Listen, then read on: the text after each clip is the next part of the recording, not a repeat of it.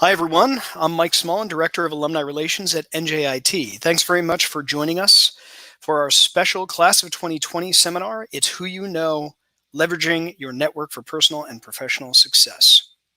It's my pleasure to welcome our Young Alumni Association volunteers, Andrea Cano, Class of 2017, Geotechnical Staff Engineer at UN Associates, Liz DiCarlo, Class of 2014 and 2018, Civil Associate at Michael Baker International, Alana Dudley, Class of 2017, Honors College, Pricing Specialist at PGIM Fixed Income. We also have Jacob Fatikov, Class of 2020, Honors College, Product Marketing Engineer at Texas Instruments. Vatsal Shah, Class of 2008, Honors College, Class of 2009, and PhD in 2015, who's Vice President at Mott MacDonald. And Trevor Summerfield, Class of 2016, Honors College, who is a software engineer at Google. I am very happy to welcome you all here today. Hi, everybody. Hi, Mike. Hello. Okay. Hello. So the first thing that I'd like to ask, and Vatsal, I'm going to start out with you for very specific reasons. How do you define network? I know we've talked about this, and of course, the very first starting point for most students and most alums who just graduated is, what is a network? How do I use my network? But you have to know what that means, right? So why don't we get started with you, because I think you are a champion networker.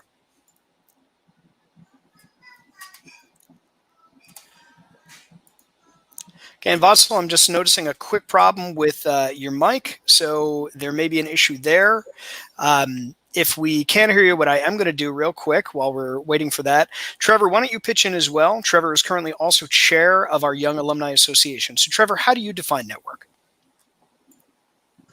Thanks, Mike. It's kind of ambiguous for me. I think the most basic definition that you go by, and I think the one that is most broad and is generally most useful, is it is quite literally just the people that you know, both professionally and otherwise. I think for me, the slightly modified definition that I tend to go by is the people who you respect, or the people who you respect you in some kind of professional capacity, and that you share common goals or interests with. So that's kind of I think it's a good definition. It's definitely, I think, gives it a sense of how broad that can be. So Alana, I know this is something that's kind of directly connected with you recently. You've had lots of career connections in your own relatively recent career. How do you define network? I would definitely stress, especially the second half of what Trevor said, in that, the network of the people around you are definitely who you know. However, the whole part about sharing a common goal, whether it be professional, whether it be career oriented, or whether it be, just life goals, that's, definitely a stressor for me. And, that's something that, me and everyone within my network, we share something in common. Okay, so it's that sense of you've got some sort of shared values, shared goals, career-wise, personally, professionally. Vatsal, let's see if you're back up there with some audio. Yep. Can you hear me? We can hear you perfectly. Excellent. Oh, fantastic. Good. So Vatsal, share with us a little bit of how you define network. Sure. So I think networking is it's a little bit different than what people think. A lot of people get the stigma of networking. It can be something to really get across. Networking to me is just making friends. I call my professional network, my personal network, just the friends I have around me. The network that you keep around you helps move you forward. Like Elena mentioned, it just really helps, you move forward in your goals at that point. So for people who are thinking about networking and you're kind of daunted by having to go out there and network and meet people, I always like to say that networking is just meeting friends. So you're making new friends when you go out there. So, it strikes me a lot when we talk about networking from, especially from a young alumni perspective. It's not just about jobs, right? And Vatsal, I think you just touched on this. Alana, you talked about it. Trevor, you talked about it. There's a personal connection here too, right? I mean, friendships develop out of it. Sometimes your friendships can help build your network. Have you guys had an experience with that? I mean, do you find that kind of blends together? And this is an open question for all of us. I'll go. I I network in a lot of different places. For instance, I'm the incoming president for the American Society of Civil Engineers for the North Jersey branch younger member group. So I've met a lot of people within my civil engineering community, which is important. And I also belong to the Women Transportation Seminar. So I think it's important to also network with the type of people that you're going to be around. And with the Women Transportation Seminar, especially being a minority in my field, I think it's important to network with others who have that same kind of experience. Is that basically the same sort of experience everybody else has had? It's that blend over? Yeah, sort of. And that's the same thing, networking within civil engineering or whatever your career path is. I think it's important to network with all different types of people, but especially with people within your career path. So, and Jacob, this is a question to start with you. You just graduated.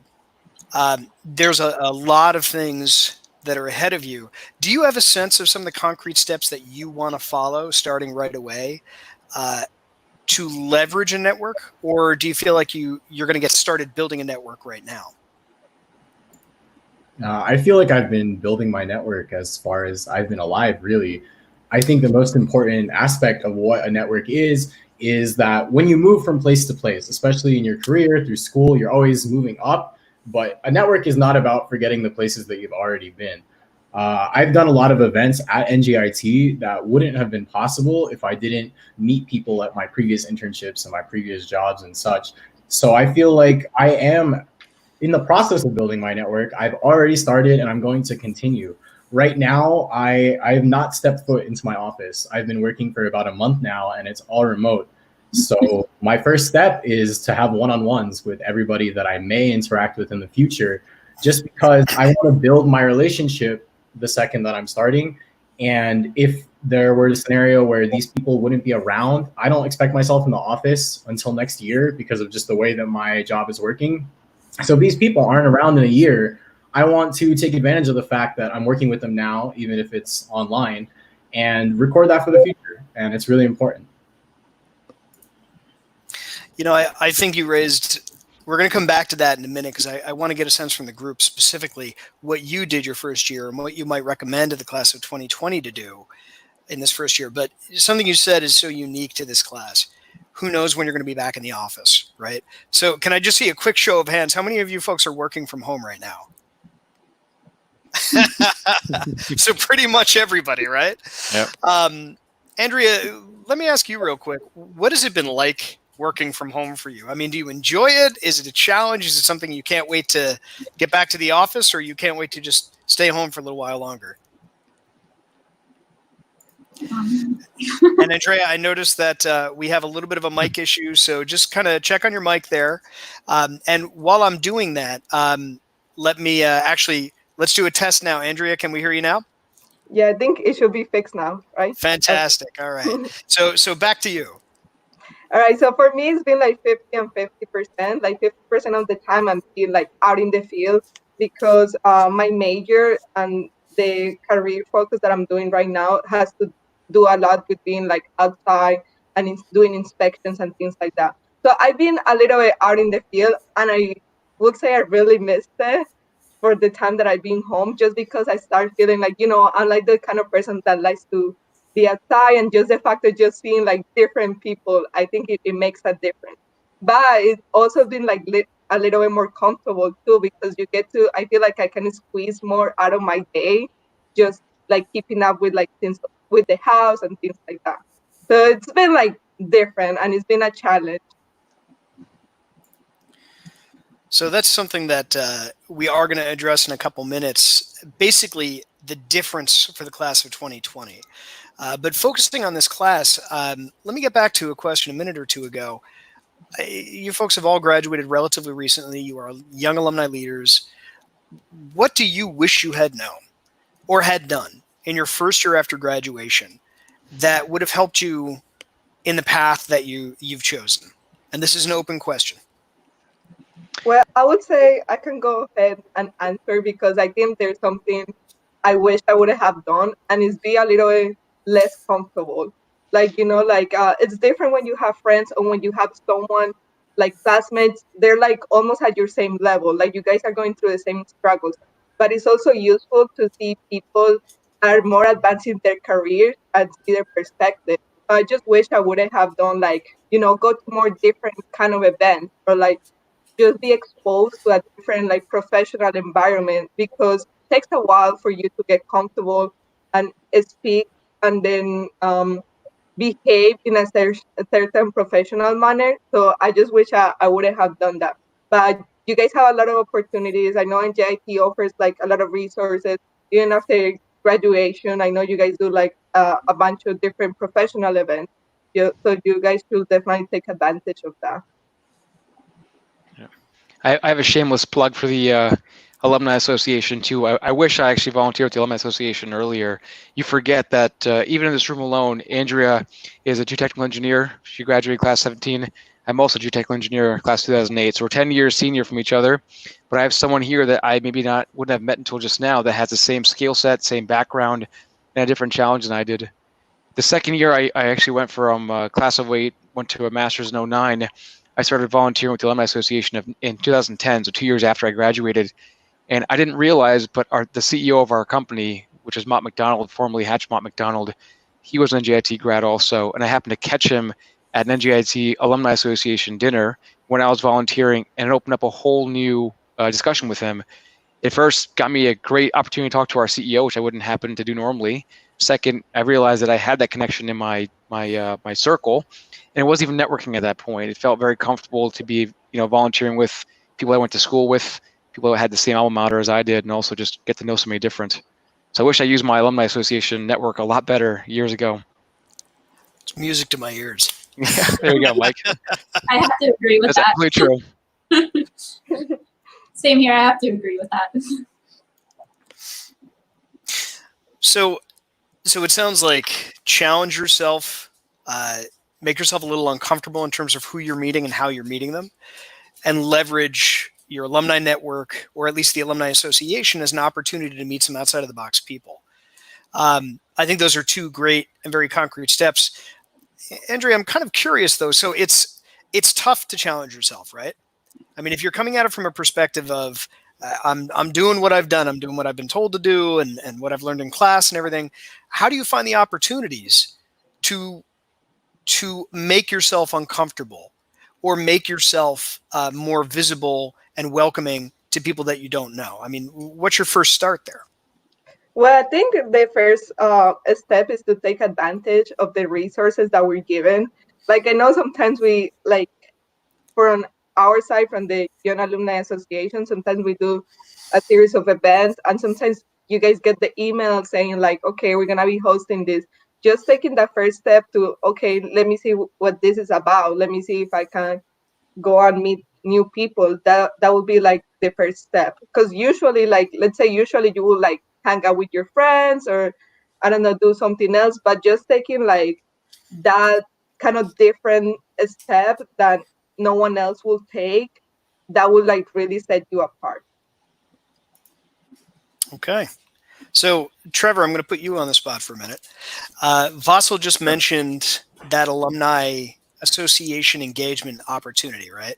So I'm going to ask Vatsal to describe that again in a minute. But Trevor, right now, for the class of 2020, what are some of the key ways or some of the key opportunities that the class of 2020 would have to attend an event or connect with a volunteer opportunity that's going to expose them to people like the CEO of Mott McDonald? And maybe how did you do it after you graduated?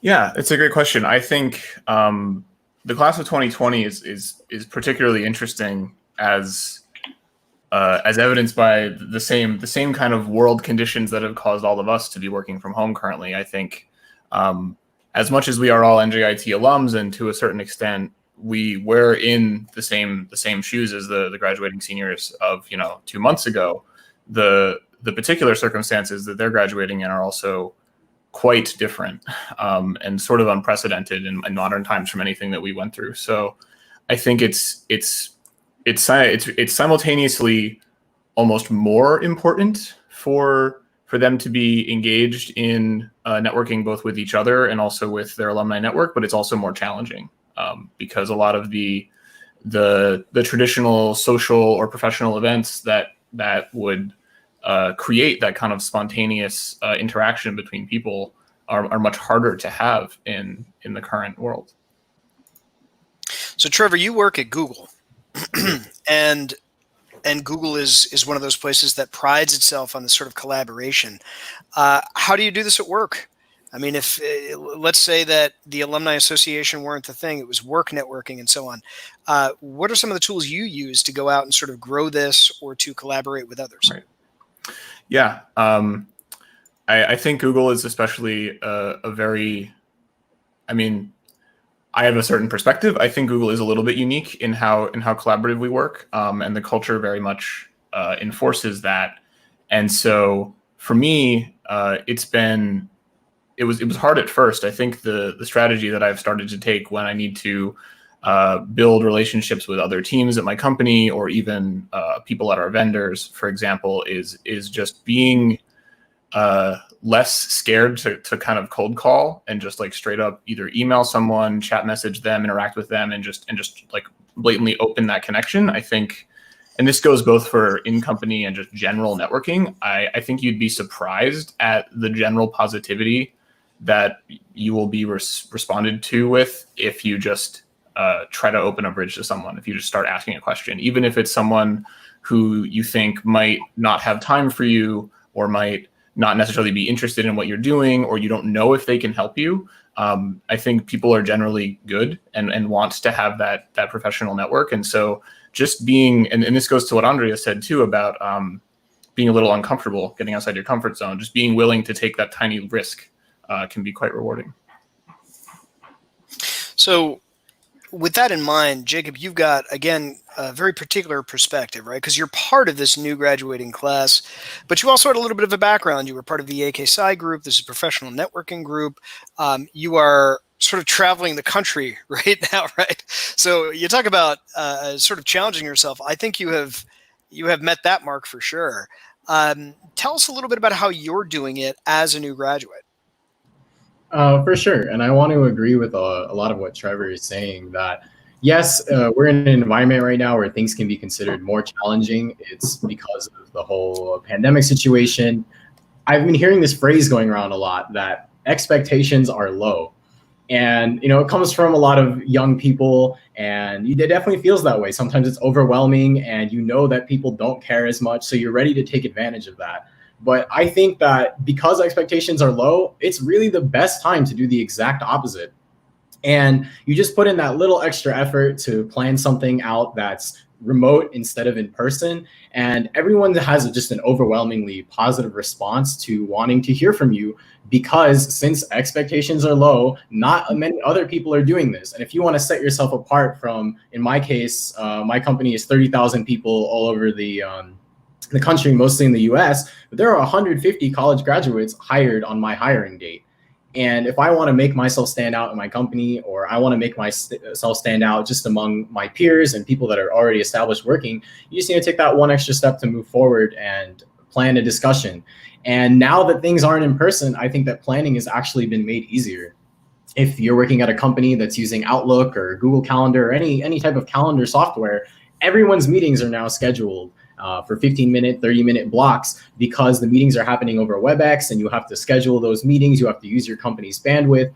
And because of these circumstances that we're in, I feel like it's actually easier for you to communicate with people, and you are more appreciated for it because you are now not one of many people, but you are just the one person that went out of their way to start these conversations. The one that's not just riding out the next year, the next few months, the one that's taking advantage of the time now.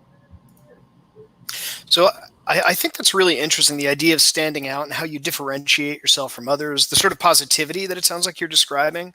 Alana, I'd love you to talk a little bit about that, because so we've known each other for quite a few years now, right? And I remember distinctly one of the first volunteer things you did. You showed up, you helped me at a pumpkin picking festival, and I think within a couple months you had been promoted. And then a couple of months after that, you got promoted again. And it struck me that that is pretty much the definition of how you're differentiating yourself from others. So what did you do, and what might you tell others to do as well? Well, my initial work situation was kind of a unique setup. So I was a part of a group, like a subgroup within a larger group. So I got the opportunity, kind of, I want to say within the first year that I started, to actually, branch out and kind of grasp a few other concepts that the broader group was doing.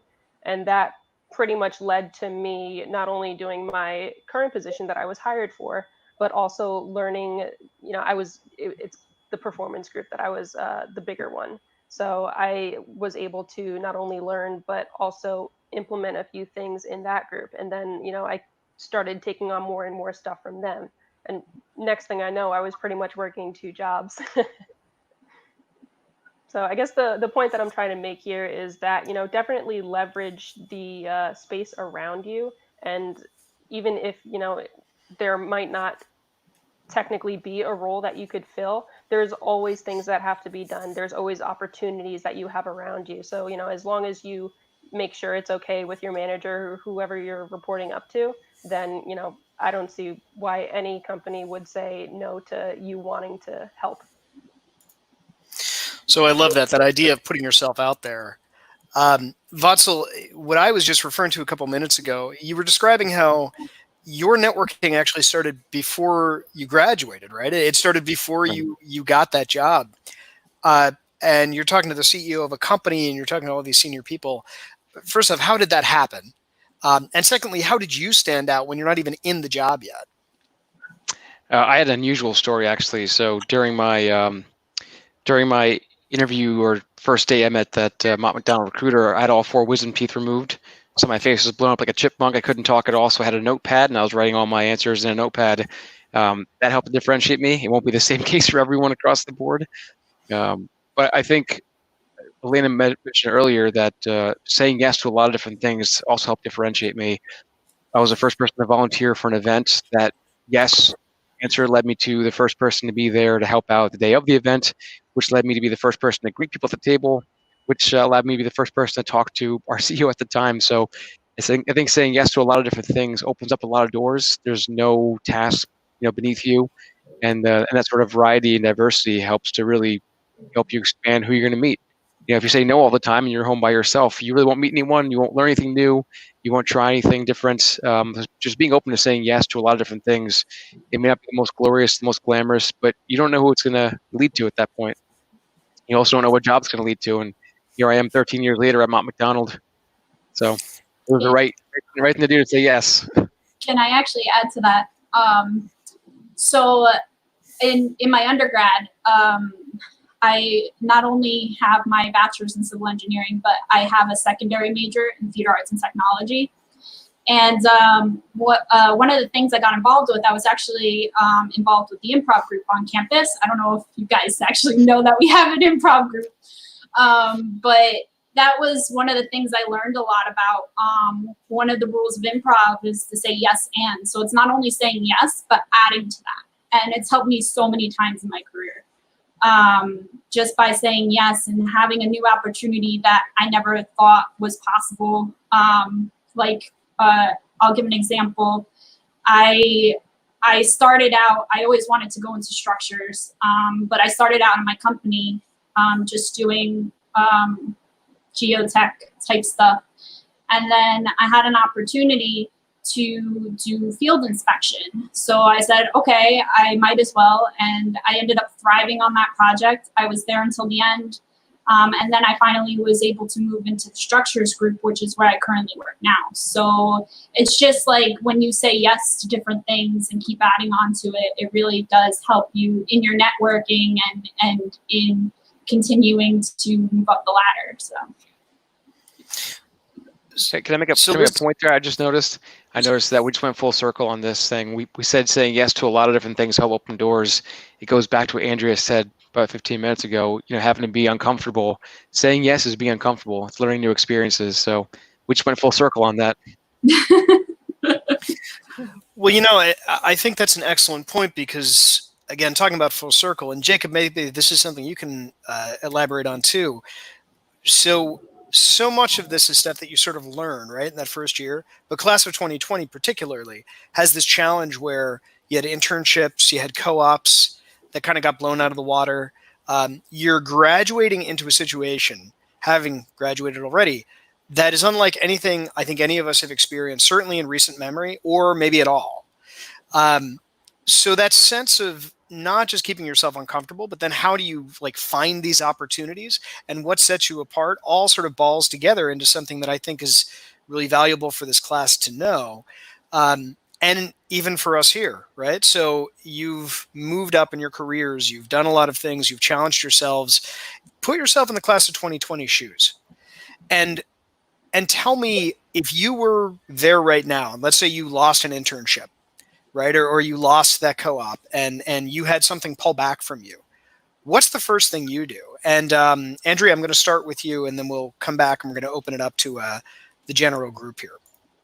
Right. So I think a lot of times it's just like things of opportunities. So, okay, you might have lost one opportunity, but you might gain something else somewhere else. So I think the first thing is like try to don't give up and keep trying, and maybe try to look for it might be you might be doing something that you can change, or maybe you can tackle it like a different way.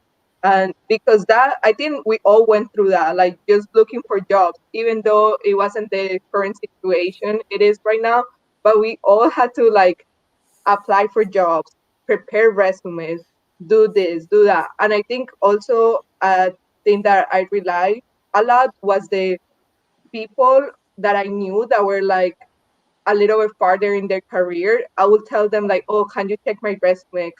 Can you practice like a little interview session with me? And those things are like what set us apart, and like what at the end got you that job or that dream step you were planning on taking. So I have to imagine that at your companies, at least some of you may have seen this yourselves, right? Where either the company is starting to downsize, or maybe they're taking a look at positions that they would have offered, and those aren't taking place anymore. Again, if you were the class of 2020, and Jacob, you are, what are you doing yourselves that you think would get your notice, right? So you are the network for somebody who just graduated. What are you going to tell them if they've just lost or they don't have that opportunity that's going to help them get ahead? And this is a general question for everybody. On top of Andrea's point of, keep putting your name out there, like I'm sure all of us, like she was saying, we've gotten so many more rejection letters as we, than we have exceptions. But on top of that, especially like if you just lost something, in addition to, putting your name out there and keep trying to, make the best of the situation, I always encourage people to continue learning. When we're sitting here at home, you can sit here, you can work, if you do have a job. If you not, you could, send your resume out.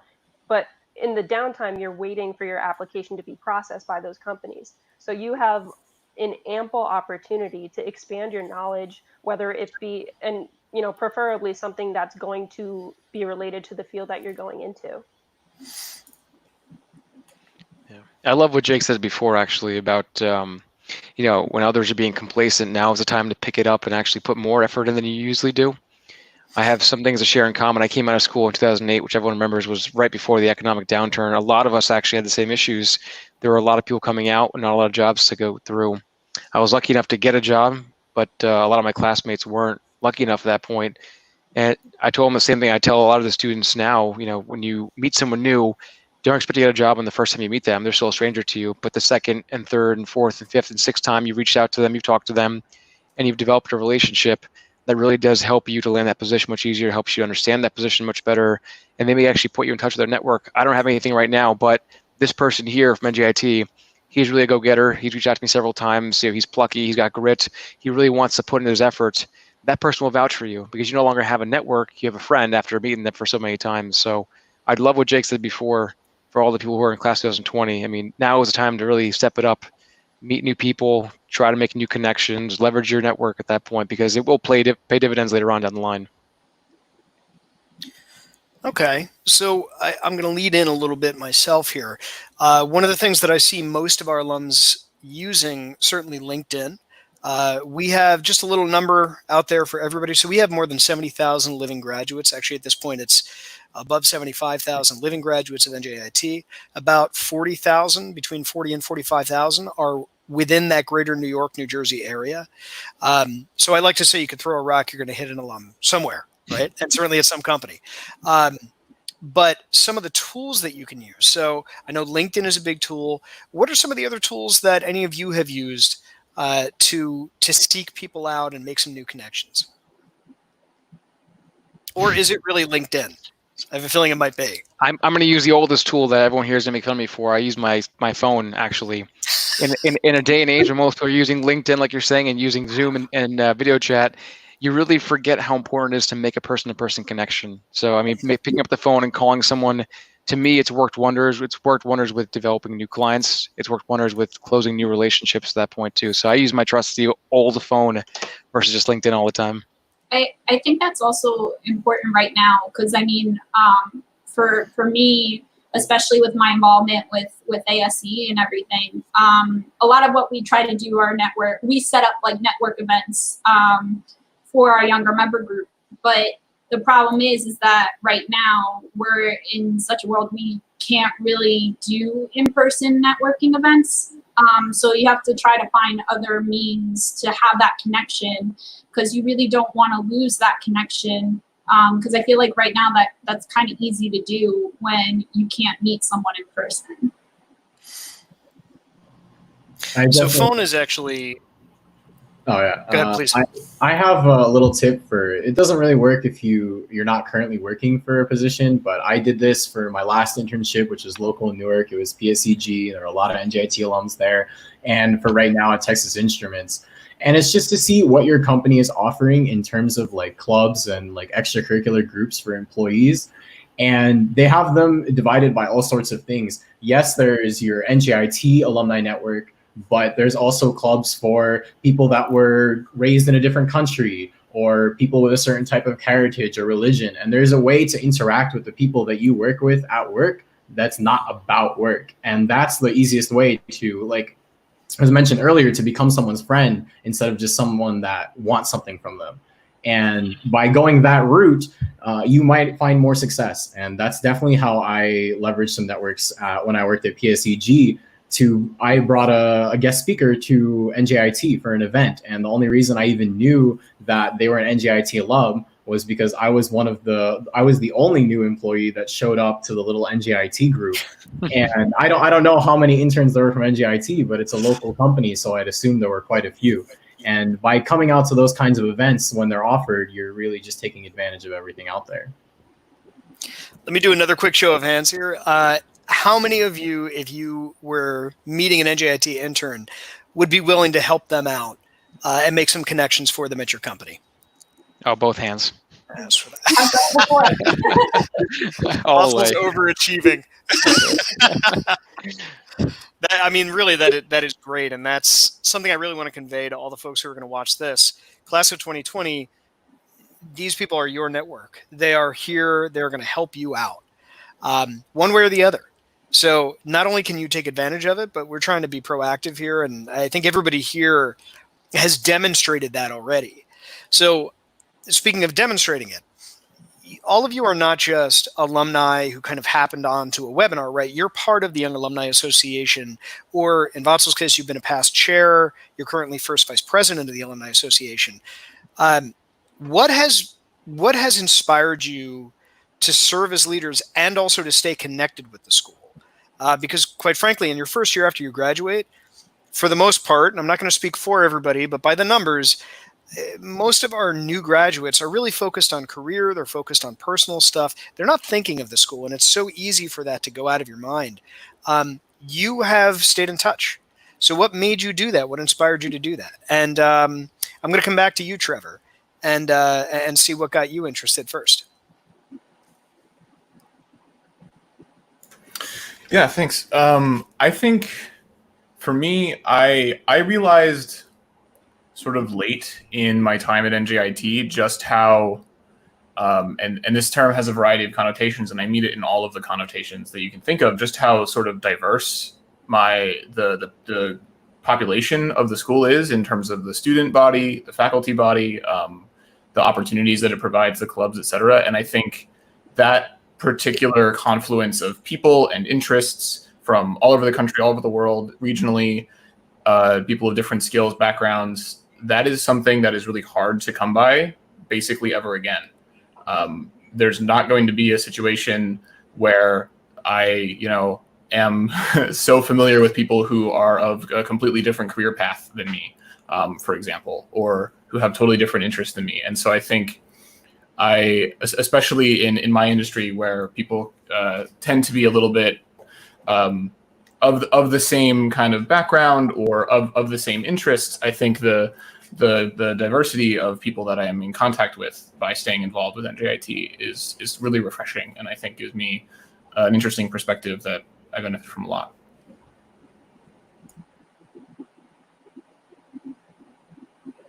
Actually, I'm going to mute myself. Alana, what about you? I know that you were connected as a senior, right? You were on the women's basketball team, right? I believe you were the captain, right, at one point. So you have a variety of different networks and a lot of different connections. What made you stay in touch in this way?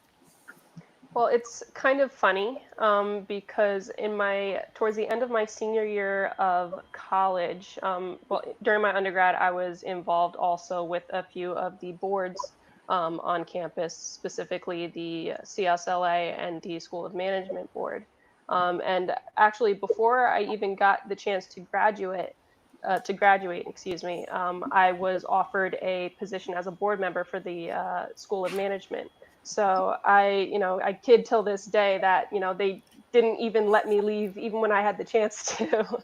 But it's really the reason I, stay in contact, till this day with NJIT, and I try to help, undergraduates and, recent graduates as much as possible is because of those people that have had, such an impact on, my time both at NJIT and till this day.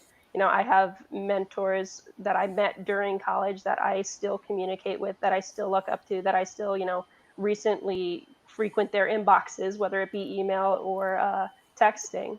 But those people have really helped me grow into the professional that I am at my company and to really the person that I am today. So I really try to pay it forward and help anyone else that I can the same way that they did for me.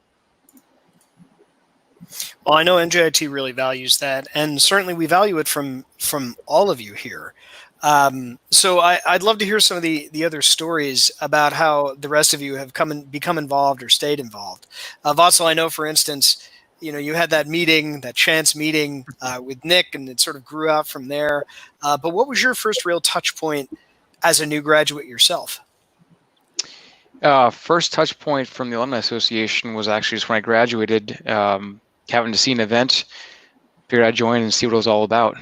So it was nice to actually go back there and see that. But I think networking and also being involved with the Alumni Association, you got to give as much as you put in. I really love being a prolific volunteer with NJIT because it's done so much for me, not just from my success in my career, but meeting new people.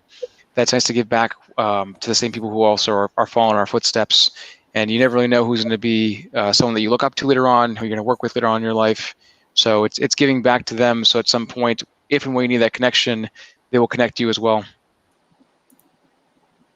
And Jacob, we've spent a lot of time, I think the Young Alumni Association particularly has spent a lot of time over the last few years building out not just a connection when you graduate, but also as students, trying to give some opportunities to get you to engage with alumni.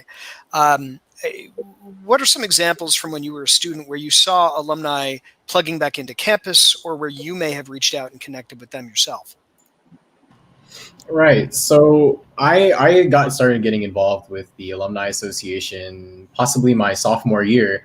And I'm an honors student, so I was required to fulfill a certain amount of volunteering hours. And I was told that the alumni events were fun to volunteer at. So that's really just how I got into it at first.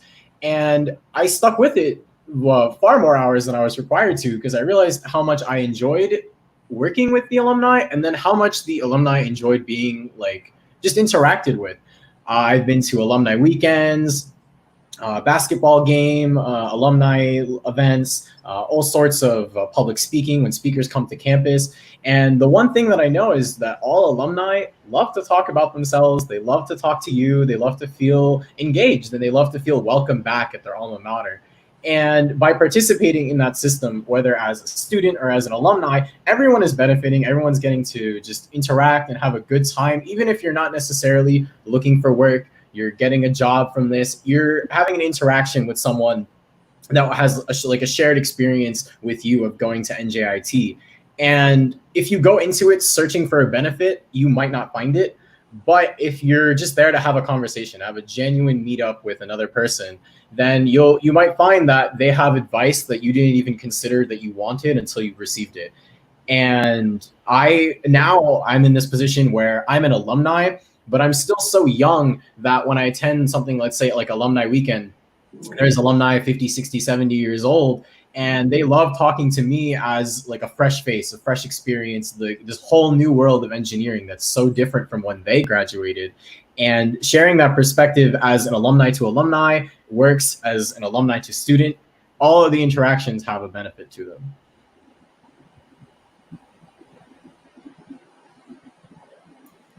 Thank you very much for that, Jacob. I really appreciate that. All right, folks, so we are coming up on about 40 minutes into our webinar.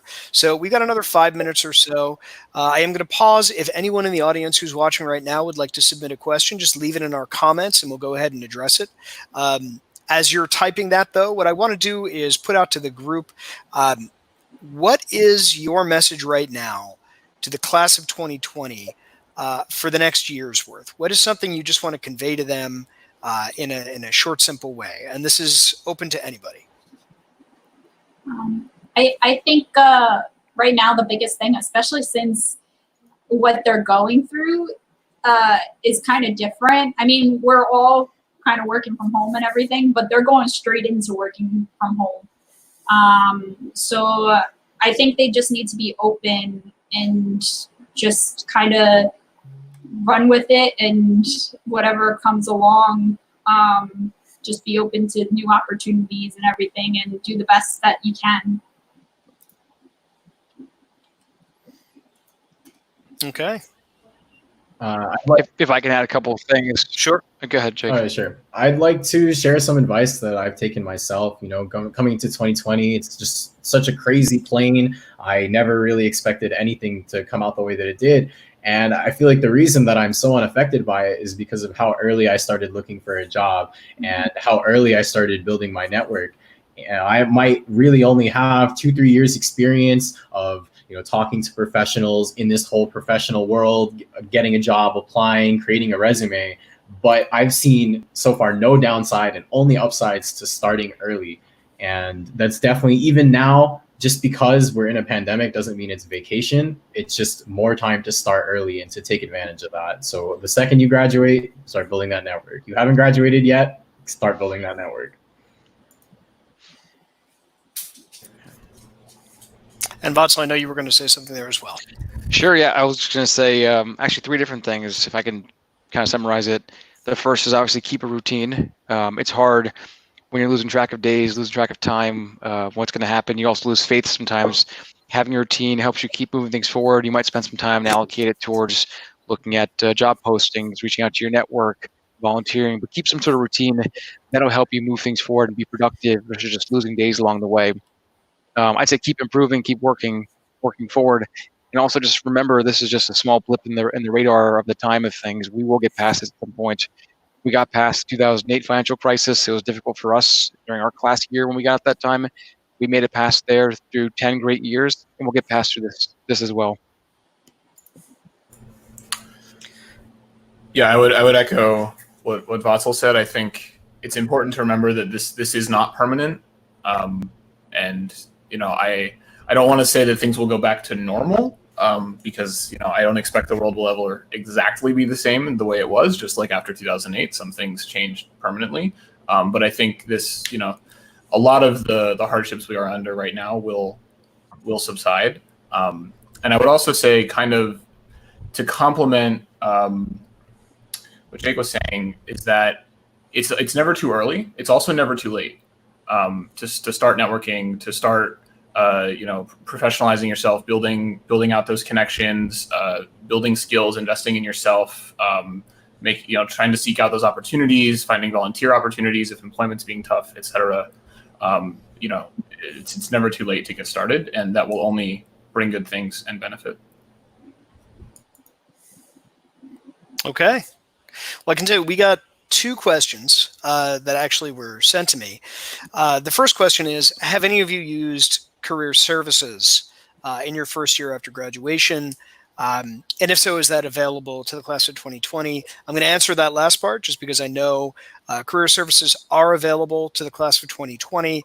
And there's actually a career services staff member devoted to helping the new graduating class with placement and with networking.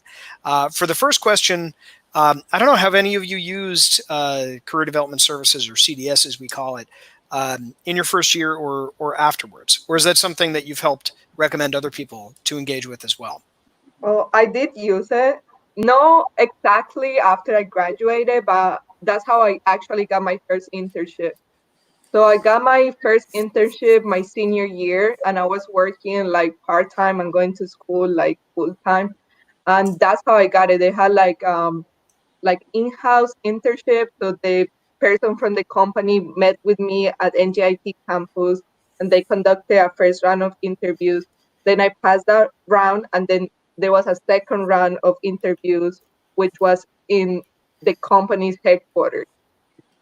But I also seen, like, just because I think CDS is such a good resource, I also think they constantly also send emails informing you like any positions that are available or any campus interviews.